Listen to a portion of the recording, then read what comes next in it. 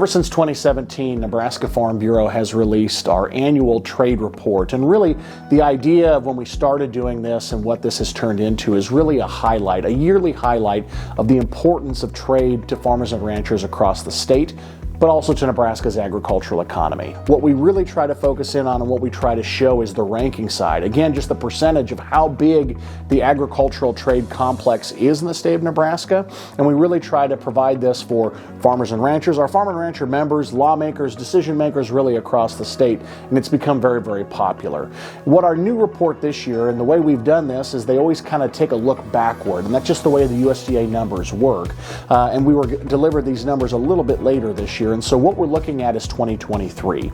And what the 2023 trade numbers showed was really the highlight of what we had feared, is that we were falling further and further behind with an agricultural trade deficit. And we've seen a reduction in trade in 23 as compared to 2022. We had over $7.9 billion worth of economic activity tied in with agricultural trade.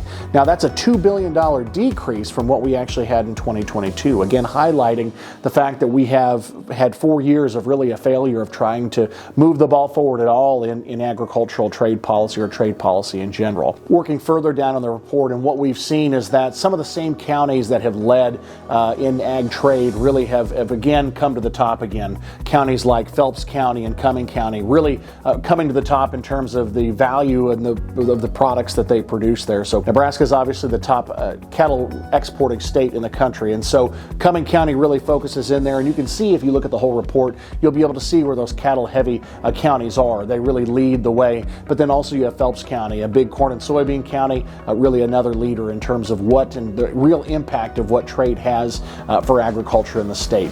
And then lastly, as a part of this report, we also always reveal a policy agenda. And really our policy agenda for this year in 2025, and there's been a lot of things that have happened in agricultural trade up to this point, but really what our focus in on and what we have titled it is Ag Agenda 2025, A Time to Grow. What we want the Trump administration to do is really focus in on expanding agricultural trade, find us new markets, number one, and then break down barriers, number two. If the president can continue the positive momentum we've seen, starting with this UK free trade agreement, moving into this agreement with China and the larger pause on some of these reciprocal tariffs and the negotiations that we know are taking place, if we can work through and find new markets for Nebraska agricultural products, what we will see is these numbers continue to tick up. And again, it takes a little bit of time. Trade always takes a long time to work through, but if we can find new products and new market access for Nebraska agricultural products, that is ultimately going to benefit the farmers and ranchers that are the members of Nebraska Farm Bureau and farmers and ranchers across our state, and ultimately benefit the rural communities across our state as well, which has a greater impact on Nebraska's agricultural economy.